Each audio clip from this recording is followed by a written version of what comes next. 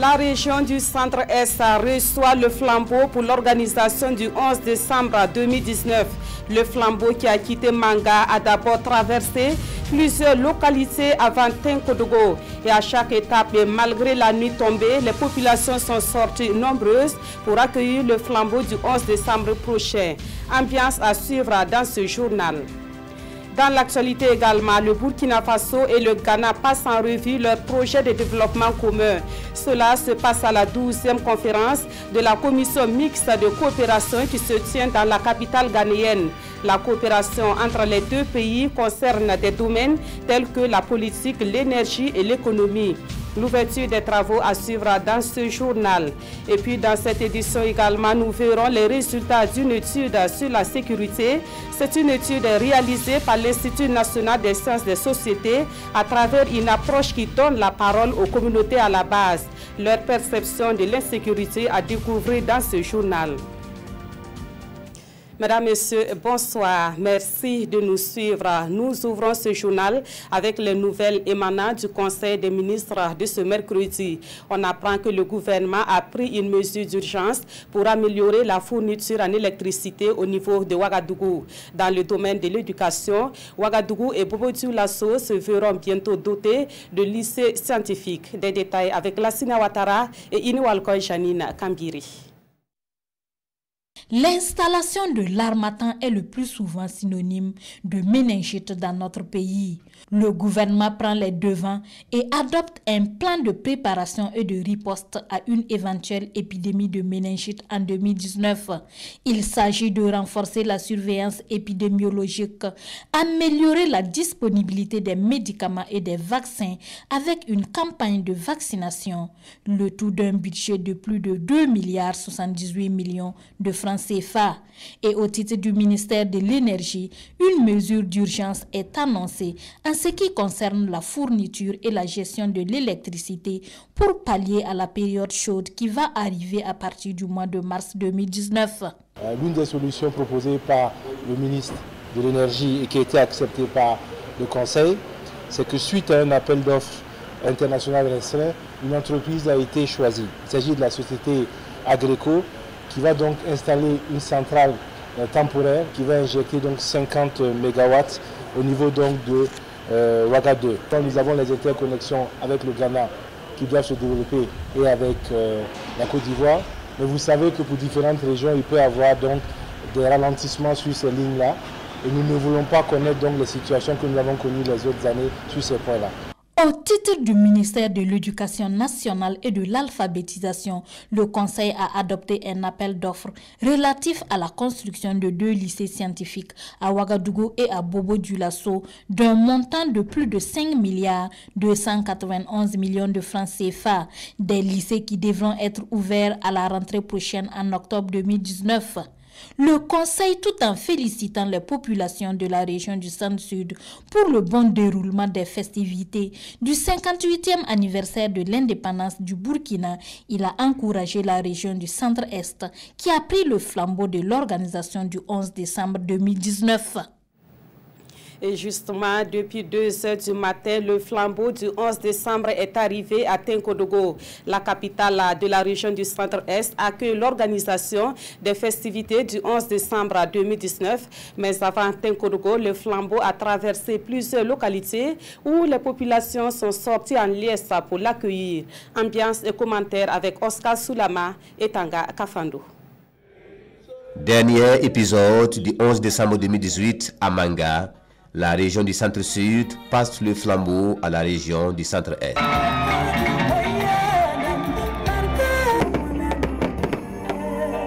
Un moment d'émotion pour la forte délégation venue à cet effet, avec à sa tête le gouverneur de la région.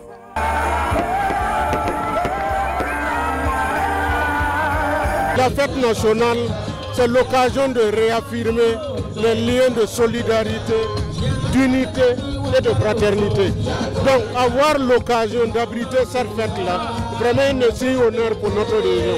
Et c'est parti pour 6 heures de route, avec des escales dans les communes de Niago, Béguédou,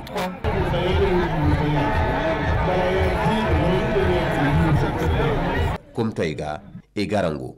Du bougie, nous allons nous réincarner pour célébrer ces anniversaires.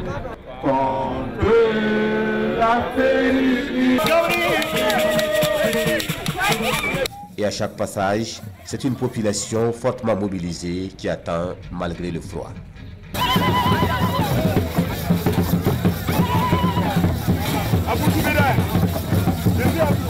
Il est 2 h du matin. Le cortège entre dans la ville de Tinkourgou. L'attente a été longue, mais facilitée par l'orchestre qui a tenu le public en haleine avec des hymnes de l'indépendance. Et enfin, voici le flambeau tant attendu. Les gens attendent beaucoup de cette fête à Tinkourgou et nous n'avons pas le droit de décevoir. Pour nous-mêmes, nous devons faire l'effort et faire le maximum pour que l'image qu'on a du Centre-Est puisse rester une image reluisante. Il se fait tard, il faut fermer les paupières juste quelques heures avant de se retrouver à 10 h pour continuer la fête. Le flambeau est présenté à Naba Gigompole, chef du royaume de Zungrantenga. La fête commence à 10 h au commissariat de Tinkourgou et va se poursuivre avec le flambeau à Koupela et à Ouargaï, les capitales des 2 autres provinces de la région. En attendant, nous revenons sur la célébration de la fête de l'indépendance hier 11 décembre, une célébration à l'intérieur du pays, mais également dans les représentations diplomatiques à l'étranger. Au Ghana, les ressortissants burkinabés se sont donné rendez-vous à la résidence de l'ambassadeur à Accra pour célébrer le 58e anniversaire de l'indépendance du Burkina Faso. Nous voyons cela avec notre envoyé spécial, Draman Dadia.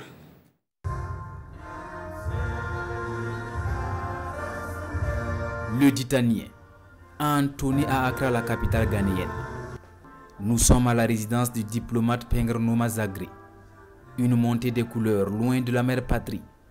La diaspora se retrouve ainsi pour commémorer le 58e anniversaire de l'indépendance du Burkina.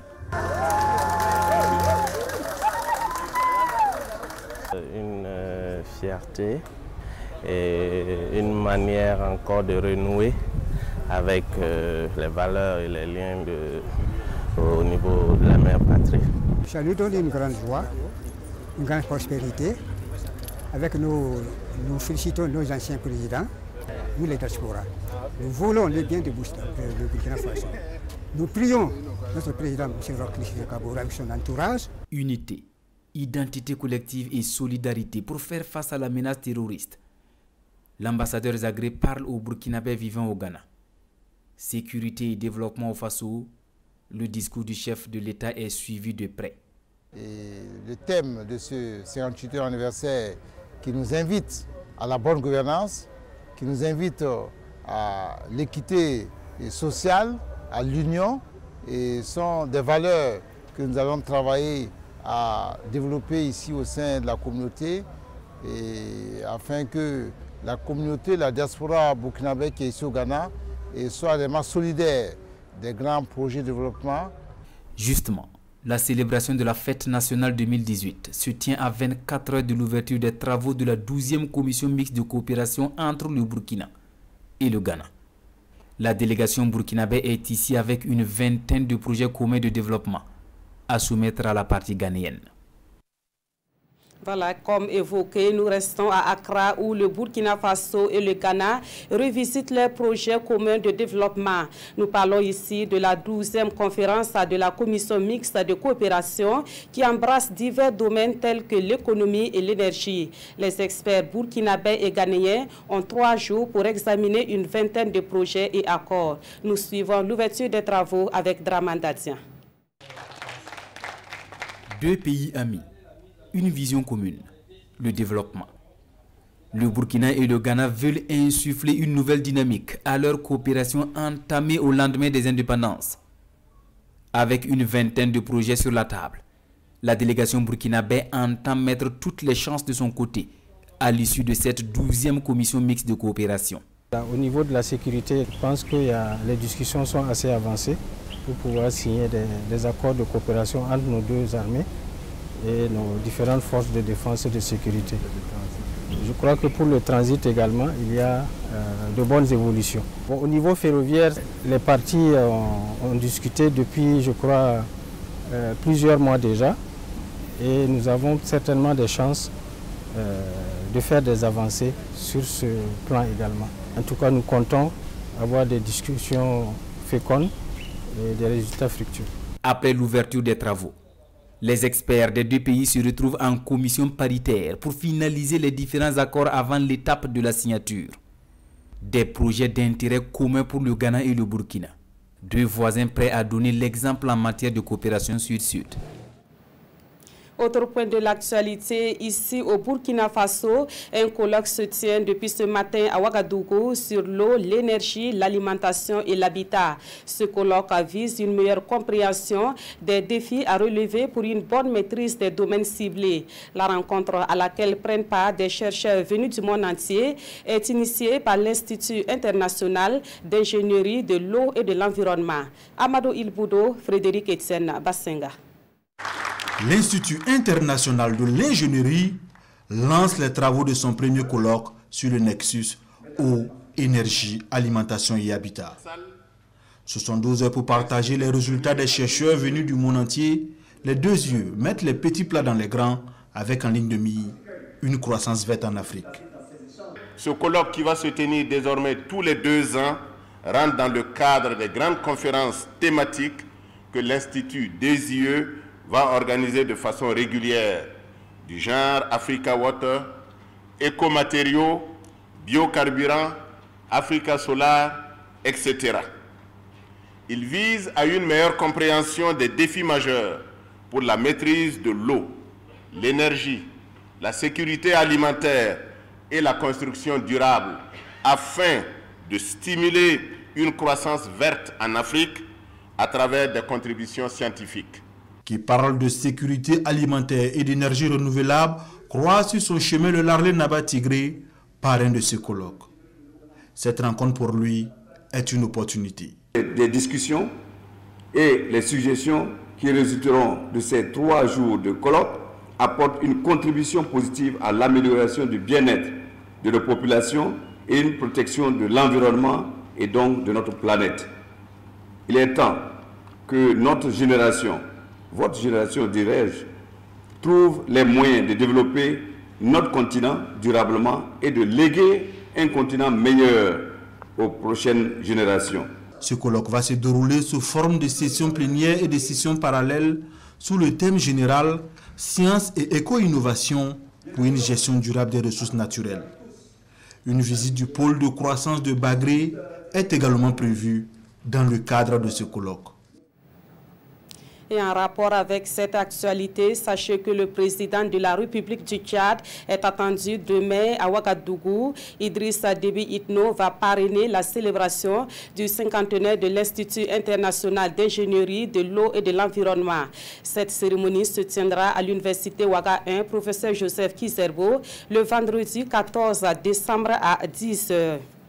Et nous poursuivons ce journal avec les nouvelles de la COP24 qui se tient à Katowice, en Pologne. Hier, 11 décembre, 2 activités étaient au programme du ministre burkinabé en charge de l'environnement. Il a pris part à la rencontre sur l'initiative Grande Muraille Verte et au dialogue de Talanoa. Des précisions avec nos envoyés spéciaux Karim Ilboudo et Ibrahim Sanou. Grande Muraille Verte, c'est ce sur quoi ces ministres de l'environnement s'entretiennent. L'exercice est de faire l'état des lieux et les contributions visées aux engagements des États membres de la Convention. Aujourd'hui, il y a une agence de la Grande Muraille de Burkina Faso qui couvre 6 régions du Nord, le Sahel et l'Est. Aujourd'hui, à travers l'agence, on a un certain nombre de projets de récupération et de fixation des populations au niveau du Sahel. Et aujourd'hui, en termes de résultats, nous pouvons dire que l'action, c'était au départ, était de mettre une bande pour lutter contre le désert, s'est transformé plutôt en action de développement. L'initiative Grande Muraille Verte a été adoptée en octobre 2005 à Ouagadougou et le Burkina reçoit ici les félicitations des autres États membres pour son effort dans la mobilisation de 21 millions de dollars auprès des fonds verts pour son projet d'énergie solaire. La deuxième activité inscrite à l'agenda du ministre de l'Environnement est le dialogue de Talanoa. Au regard des débats qui sont menés, que quel que soit le pays, nous avons un point commun. Un point commun, c'est les changements climatiques. Qu'allons-nous faire? Et je pense que chacun a pu donner son expérience. Et nous avons tiré également sur tout ce qui est positif des autres États. Et je pense que ce dialogue en valait la peine parce que nous avons pu se parler sans vraiment aller sur des questions qui fâchent. Toutes ces activités se mènent en prélude du dialogue de haut niveau prévu pour ce 12 décembre où se prendra de grandes décisions pour la préservation de l'environnement. Où en est-on avec le processus d'intégration au sein de l'Union économique et monétaire ouest-africaine? C'est autour de cette interrogation que le président de la commission de l'UEMOA a échangé avec les partenaires techniques et financiers de son institution. La concertation a surtout porté sur les enjeux, les défis et les avancées de l'intégration tant voulue dans l'espace UEMOA. Le point avec Yacouba Gamine et Iniwalkoy Janina Kambiri. Sur le plan macroéconomique, l'UEMOA a, en 2017, consolidé sa trajectoire de croissance amorcée depuis 2012 dans un contexte caractérisé par une reprise de la croissance économique mondiale. C'est ce qui ressort de la 5e audience annuelle 2018 du président de la commission de l'UEMOA avec les partenaires techniques et financiers. L'analyse de l'évolution des prix montre que l'inflation est restée faible dans l'UEMOA et ressortirait à 0,8% en 2017 contre 0,3% en 2016, en lien notamment avec de bonnes perspectives de production vivrière dans la région. Les échanges extérieurs des pays de l'Union se sont soldés par un excédent de 304 milliards de francs CFA, après un déficit de 947 milliards en 2016. Pour cette présente session, les services techniques de l'UEMOA travaillent sur 3 thématiques. L'interconnexion des systèmes informatiques douaniers au sein de l'UEMOA, l'état de mise en œuvre des réformes dans les États membres et enfin la coopération transfrontalière et la décentralisation financière. La question sécuritaire dans l'espace communautaire est aussi passée en revue dans le but d'endiguer les fléaux que constituent la criminalité transnationale organisée, la récurrence des attaques terroristes et leurs activités connexes. Procès du putsch de 2015, l'interrogatoire du général Gilbert Diendéré s'est poursuivi ce 12 décembre au tribunal militaire de Ouagadougou. Au 10e jour de son passage à la barre, le général demande que la liste des accusés soit élargie. Il dit être prêt à écoper d'une peine maximale, mais refuse les accusations de meurtre et coups et blessures volontaires. Le point complet avec Draman Guéni. Le général Gilbert Diendéré n'a pas fait de cadeau à la hiérarchie militaire au 10e jour de son interrogatoire. Cette hiérarchie militaire qui avait émis l'ordre de poursuite contre les accusés, alors qu'elle-même, dit-il, est impliquée dans le coup d'État. C'est pourquoi, selon lui, le dossier n'avance pas. Quand je suis arrivé à la Maka, j'étais choqué de voir des officiers, sous-officiers et soldats durant en prison. Moi, je suis là, ça suffit. Pourquoi arrêter les autres? Si vous voulez, gardez-moi en prison durant 100 ans, mais libérez les autres. Martèle le général agacé. Ovation de la salle, le président restaure le silence. Le général poursuit en affirmant avoir même écrit au chef d'état-major général des armées au fin de mettre hors de cause ces jeunes qui n'ont fait qu'exécuter des ordres. Mais mon général, c'est bien vous qui les avez dénoncés, réplique le parquet militaire. Monsieur le procureur, si vous trouvez que j'ai dénoncé mes co-accusés, acceptez aussi que j'ai dénoncé les chefs militaires. Pourquoi eux, ils ne sont pas poursuivis? Demande le général Diendéré. La logique du général est simple. Ces co-accusés doivent bénéficier des mêmes grâces que la hiérarchie militaire. À défaut, que les chefs militaires soient aussi inculpés comme les autres. Les chefs militaires ont exécuté mes ordres parce que j'étais président du CND. Les soldats du RSP en ont aussi exécuté dans les mêmes circonstances. Mais pourquoi poursuivre une partie et laisser l'autre? Demande le général. Le général accepte ainsi racheter les peines des autres, mais refuse la responsabilité de certaines infractions, comme les meurtres et les coups et blessures volontaires. Sur ce point, le général est encore remonté, mais cette fois-ci contre le parquet militaire. Pour lui, pendant les événements, Le RSP, la police, la gendarmerie et même des civils armés étaient dehors. Comment alors trouver des coupables dans ces conditions sans faire une étude balistique des corps, s'interroge le général. Le juge d'instruction qui nous a suivis a eu à faire exhumer des corps 30 ans après pour des études balistiques. Pourquoi il ne peut pas ordonner les mêmes études dans notre cas? Le parquet militaire réplique, une expertise judiciaire a été faite, déterminer les conditions dans lesquelles les morts et les blessures sont survenues. Mais cela ne convainc pas le général qui parle plutôt d'une étude qui pourrait déterminer l'arme qui a tiré les balles assassines. Le général Gilbert Guinguéré sera encore à la barre le vendredi prochain au tribunal militaire. Autre point de l'actualité, et nous évoquons cette étude sur la sécurité réalisée par l'Institut national des sciences des sociétés. Cette étude permet de comprendre les fondements de l'insécurité et les perceptions qu'en font les populations. C'est dit donc que les chercheurs ont surtout donné la parole aux populations à la base dans cette étude dont nous découvrons les résultats avec Roger Kam et Aruna Mari. L'Institut des sciences des sociétés INS restitue ici les résultats d'une étude sur la sécurité par le bas.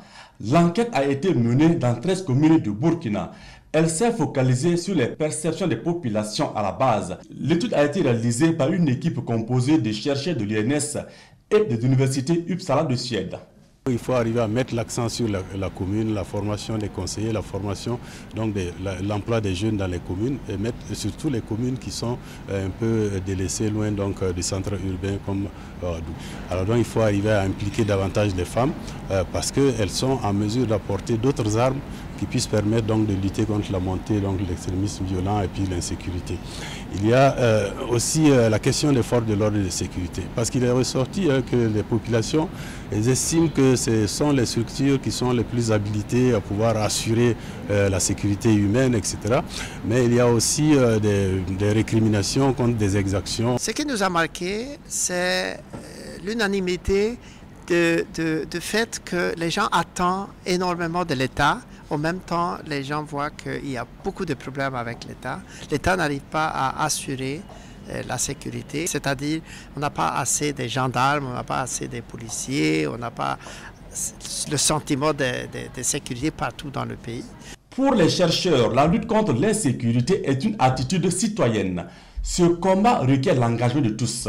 Les recherches ont aussi permis de relever que le chômage, le sous-emploi des jeunes et l'impunité sont des terreaux fertiles au développement de l'insécurité. Les travaux ont été financés par l'Agence suédoise de coopération. Cap à présent sur l'est du Burkina Faso pour parler du projet régional d'appui au pastoralisme au Sahel. Ce projet est mis en œuvre à travers une nouvelle approche dénommée ingénierie sociale pour faire face aux crises liées au pastoralisme. À Fadan Gourma, cette approche a été expliquée aux responsables départementaux et chefs de projet de la région de l'Est, Alassane Tchendrebego et Rasmata Ouedraogo. Engagé pour l'amélioration des moyens d'existence pastoraux, le projet régional d'appui au pastoralisme au Sahel, PRAPS, s'arme d'une approche en ingénierie sociale pour répondre efficacement aux crises pastorales. Une démarche basée sur les modalités avant investissement en vue d'une meilleure pérennisation. Nous nous sommes dit que c'était bon d'avoir des accords déjà avec les populations avant de procéder à l'investissement. C'est ainsi que nous avons mis en place cette démarche-là de l'ingénierie sociale pour impliquer davantage les populations dans les choix des sites et un choix consensuel dans le cadre de la pérennisation. Ce préalable à l'investissement à travers un ancrage communautaire est conduit à l'Est par le réseau de communication sur le pastoralisme. Il y a eu 4 étapes. L'étape allant du ciblage jusqu'à la préparation de la pérennisation, c'est-à-dire des sites ont été ciblés dans 16 villages de la région de l'Est par les bénéficiaires eux-mêmes. Alors des accords sociaux ont été obtenus, des signatures de PV également qui ont été sanctionnés par des forats communautaires et des comités de gestion voilà, qui ont été mis en place, formés. Nous sommes convaincus qu'il faut encore travailler sur la sensibilisation des populations à la base, les bénéficiaires, les propriétaires terriens, pour qu'après la réalisation de l'infrastructure, il n'y ait plus une éventuelle remise en cause. Nous avons observé des marchés qui ont été construits à coût de dizaines de millions. Les acteurs refusent d'y accéder. C'est des pertes Et c'est une mauvaise planification. Cette ingénierie sociale, s'il n'avait pas lieu, il fallait en disposer. Financé par la Banque mondiale et l'État burkinabé, le PRAPS intervient dans 6 régions du Burkina Faso. Dans l'actualité également, le ministre de la Jeunesse, de la Formation et de l'Insertion professionnelle va à la rencontre des jeunes qui se sont lancés dans l'entrepreneuriat. Après Touga, le ministre Smaïla Ouedraogo s'est rendu à Nouna dans la Kossi. Sur place, il a écouté les préoccupations des jeunes avant de leur prodiguer des conseils. Le point avec Lassina Ouattara et Christophe Traouri. Encourager et féliciter l'effort et la capacité de résilience de la jeunesse de Nouna à l'insertion professionnelle, c'est l'objectif de cette visite du ministre en charge de la jeunesse. 2 ateliers de soudure et de couture, un éleveur d'ovins à domicile et une association à base humanitaire ont été visités. Cette visite vient rassurer les acteurs sur le terrain. Il m'a demandé mes difficultés, il a dit mes difficultés, mais il a dit que non, il a vu le maire qui était aussi présent. Bon, ils ont promis de m'aider davantage. Les difficultés là, c'est un manque de localité, voilà, manque de matériel de travail. Le ministre m'a rassuré de m'accompagner dans mon travail avec un financement de phase. Moi, mon besoin, c'est d'avoir des soucis de travail et puis avoir un peu d'argent pour pouvoir faire prêt-à-porter. Le gouvernement se préoccupe de l'emploi des jeunes, mais les moyens font défaut. Le président du FASO a donné une instruction au ministre des Finances et au ministre en charge de la jeunesse, si bien que la part de l'État pour le financement de la formation professionnelle part de 300 millions à 2 milliards de francs CFA. C'est toujours insuffisant, c'est que les demandes, les besoins sont plus que cela, mais il y a une dynamique qui est là. À l'issue de la visite, une rencontre d'échange entre les jeunes et le ministre a permis aux 2 parties de partager les préoccupations. Il a aussi mis à profit cette tournée pour rendre des visites d'encouragement aux forces de défense et de sécurité de Djibasso et de Madouba dans la Kossi. Comme vous l'avez vu dans ce reportage, l'élevage est une activité qui permet à des jeunes de s'auto-employer et de sortir du chômage. Encore faut-il que la jeunesse soit suffisamment formée dans la pratique de l'élevage. Des jeunes du milieu rural ont bénéficié d'une formation sur l'aviculture traditionnelle améliorée. La dite formation s'est achevée vendredi dernier à Nabitenga, à quelques encablures de Signari. Gérard Sommet et Kadi Sanogo. Cette remise symbolique d'attestation à Nabitenga marque la fin de la formation en aviculture traditionnelle améliorée au profit de 100 jeunes. Ces hommes et femmes, qui sont désormais outillés en élevage de poules, sont venus de 3 provinces, à savoir l'Ubritenga, le Kourouego et le Ganzourgou. Ce projet avicole est le fruit du partenariat entre plusieurs structures, notamment l'association Sonkombissé, le FAFPA et le MENA. Les objectifs étaient de permettre non seulement aux populations à la base de pouvoir se prendre elles-mêmes en charge, permettre aux populations de pouvoir mener des actions, des activités génératives de revenus et ne pas se laisser abattre dans la fatalité. Cette initiative de développement endogène a été appréciée à sa juste valeur par le parrain. C'est avec beaucoup de satisfaction que j'ai vu mon image associée à cette activité qui vient couronner beaucoup d'efforts d'une association. Donc c'est un projet de développement endogène qu'il faut encourager. Ce sont ce type d'initiatives qu'il faut susciter parce que c'est des contributions concrètes au bien-être de la population, au développement donc, local. À l'occasion, toutes les parties prenantes de ce projet ont procédé à l'inauguration de la ferme pédagogique avicole de l'école primaire de Nabitenga. Une ferme qui va générer des revenus pour la prise en charge de la scolarité et des fournitures des élèves de cette localité. D'une formation à une autre, cette fois, elle est organisée au profit des personnes vivant avec un handicap et elle porte sur la gestion des projets. Objectif, permettre à ces personnes de mieux conduire des projets dont elles seront chargées de mettre en œuvre. La formation est initiée par la coopération italienne en collaboration avec le ministère en charge de la solidarité nationale. Roger Bembamba et Kadi Sanogo. Cette session de formation au profit des organisations des personnes handicapées porte sur la formulation et la gestion des projets.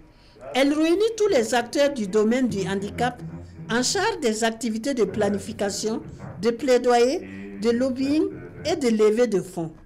Initiée par la coopération italienne à travers le projet Combler l'écart de, cette formation vise à renforcer les capacités de ce groupe cible qui est victime de discrimination. Parmi les personnes intéressées par handicap, il y a un potentiel intellectuel et humain énorme. Alors on veut les embarquer en leur donnant un instrument de partenariat et de participation vraiment important. Cette formation, qui bénéficie du soutien financier de l'Union européenne, a été bien appréciée par les personnes handicapées. Nous apprécions vraiment cette formation à sa juste valeur. Elle vient à point nommé et que le souhait est qu'il y ait beaucoup d'initiatives de ce genre pour permettre à ces personnes handicapées d'atteindre une certaine autonomie afin vraiment de pouvoir être sincèrement des hommes de demain. Les participants vont acquérir des connaissances sur les éléments clés du cycle d'un projet. De ce fait, ils seront pris en compte dans le processus de développement. Avant de prendre congé de vous, sachez que tout de suite à 21h sur la RTB, vous avez rendez-vous avec votre émission Dialogue citoyen. Alors, de quoi sera-t-il question? La réponse avec l'animateur Simon Gongo que nous retrouvons en duplex depuis le studio production. Bonsoir Simon Gongo. Bonsoir Nathalie Kaouré, bonsoir à tous. Vous le savez, en 2015, le président Roch-Marc Christian Kabore avait promis au Burkinabé le contrôle des prix des produits de première nécessité. Il avait aussi promis de soutien aux petites et moyennes industries ou encore aux petites et moyennes entreprises. Il a promis de lutter contre la fraude. Et c'est ce que les Burkinabés ont choisi donc en 2015. Mais 3 ans après, que deviennent ces promesses? C'est la question que nous allons poser ce soir à Aruna Kabore. Il est ministre du Commerce, de l'Industrie et de l'Artisanat, invité de Dialogue citoyen ce soir. Des citoyens seront sur ce plateau pour échanger directement avec lui et d'autres pourront l'appeler au téléphone. C'est le 25 40 79 03 ou encore poster des messages sur le hashtag presimed.bf/dialogue citoyen. Nathalie Kaouré, c'est tout à l'heure à partir de 21h. Merci à vous Simon Gongo et bonne émission. Voilà qui referme donc ce journal. Merci de l'avoir suivi et merci de votre fidélité à la RTB.